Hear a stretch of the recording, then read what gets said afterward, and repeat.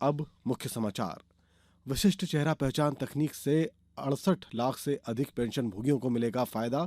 अब घर बैठे दे सकेंगे जीवित होने का प्रमाण। केंद्र सरकार ने कहा कि देश में 3131 स्मार्ट सिटी परियोजनाएं पूरी। और भारत और न्यूजीलैंड के बीच कानपुर में खेला गया पहला टेस्ट मैच ड्रॉ। अब समाचार विस्तार से। पेंशन भोगियों के लिए विशिष्ट चेहरा पहचान तकनीक शुरू की गई है। कार्मिक, जनशक्ति और पेंशन राज्य मंत्री डॉक्टर जितेंद्र सिंह ने नई दिल्ली में इसका शुभारंभ करते हुए कहा कि जीवन प्रमाण पत्र देने की ये तकनीक ऐतिहासिक और सुविधाजनक है। इससे सेवानिवृत्त और वरिष्ठ नागरिकों को आसानी होगी और वे घर बैठे जीवन प्रमाण दे सकेंगे।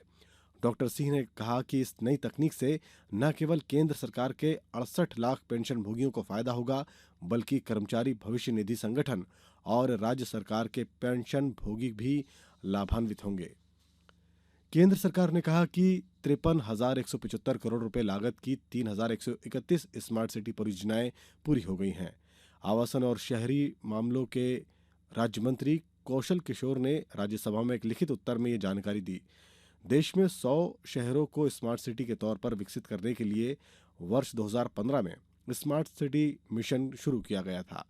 श्री किशोर ने बताया कि स्मार्ट सिटी विकास के लिए केंद्र द्वारा अब तक राज्यों और केंद्र शासित प्रदेशों को 27,235 करोड़ रुपए जारी किए जा चुके हैं।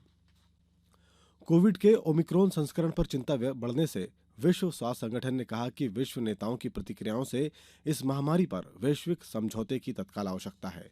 विश्व स्वास्थ्य सभा की 3 दिवसीय बैठक की शुरुआत में विश्व स्वास्थ्य संगठन के प्रमुख टेड्रोस एड्नोम घेब्रेयेसस ने कहा कि अत्यधिक उत्परिवर्तित ओमाइक्रॉन संस्करण का आना हमारे अनिश्चित हालात को रेखांकित करता है।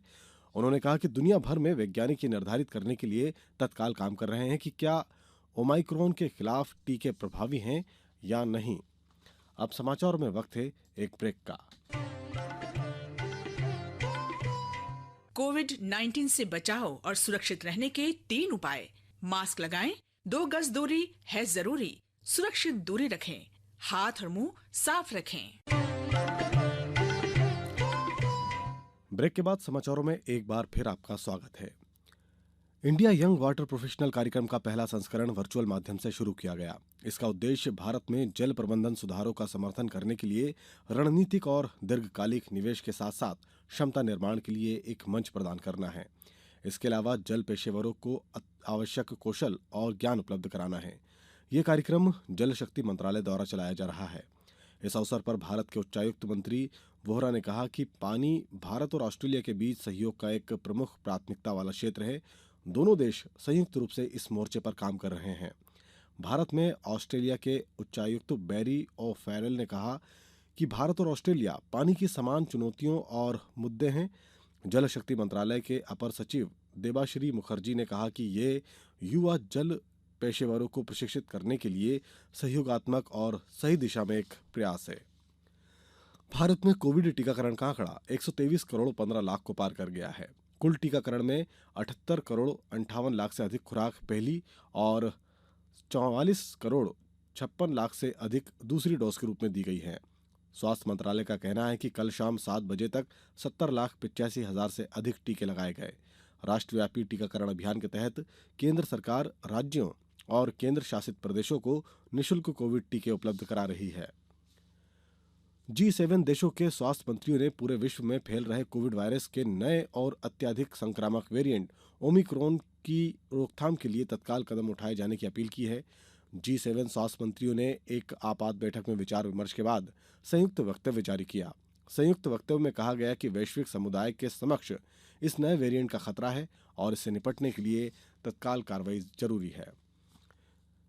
भारत और न्यूजीलैंड के बीच कानपुर के ग्रीन पार्क स्टेडियम में खेला गया पहला टेस्ट मैच ड्रॉ हो गया है। जीत के लिए 284 रन के लक्ष्य के जवाब में न्यूजीलैंड की टीम मैच के अंतिम दिन अपनी दूसरी पारी में 9 विकेट पर 165 रन ही बना सकी। श्रेयस अय्यर को प्लेयर ऑफ द मैच घोषित किया गया।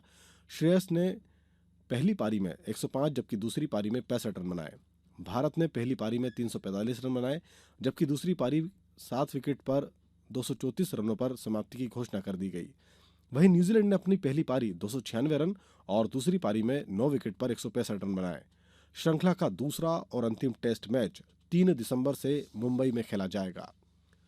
भुवनेश्वर के कलिंगा स्टेडियम में खेले जा रहे पुरुष जूनियर हॉकी विश्व कप के क्वार्टर फाइनल मुकाबले तय हो गए हैं। सभी मुकाबले कल बुधवार को खेले जाएंगे। भारत का सामना बेल्जियम से, फ्रांस का मुकाबला मलेशिया से होगा, अर्जेंटीना का मुकाबला नीदरलैंड से, जबकि जर्मनी का मुकाबला स्पेन से होगा। इससे पहले पूल सी के अपने अंतिम लीग मैच में स्पेन ने दक्षिण कोरिया को एक तरफा मुकाबले में 9-0 से पराजित किया। इस पूल से पहले ही क्वालीफाई कर चुके नीदरलैंड ने अपने आखिरी मैच में अमेरिका को 14-0 से हराया।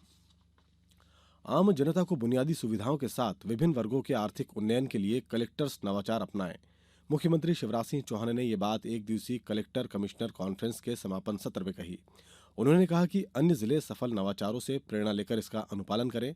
उन्होंने स्वामित्व योजना में देश में प्रथम रहे हरदा जिले का जिक्र करते हुए कहा कि इसने देश के अन्य प्रांतों के जिलों में भी स्थानीय निवासियों को योजना में भूखंड के अधिकार अभिलेख दिलवाने की प्रेरणा दी है।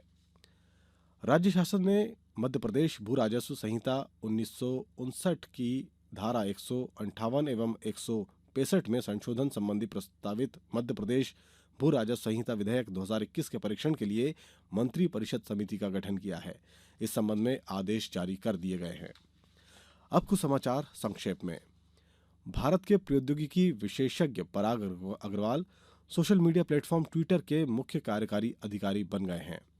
सोशल मीडिया के होशंगाबाद के सुहागपुर और सेमरी हरचंद के बीच गुरमखेड़ी गांव के पास बोलेरो और बस के बीच टक्कर हो जाने से बोलेरो सवार 5 पुरुषों और 3 महिलाओं को गंभीर चोटें आई हैं।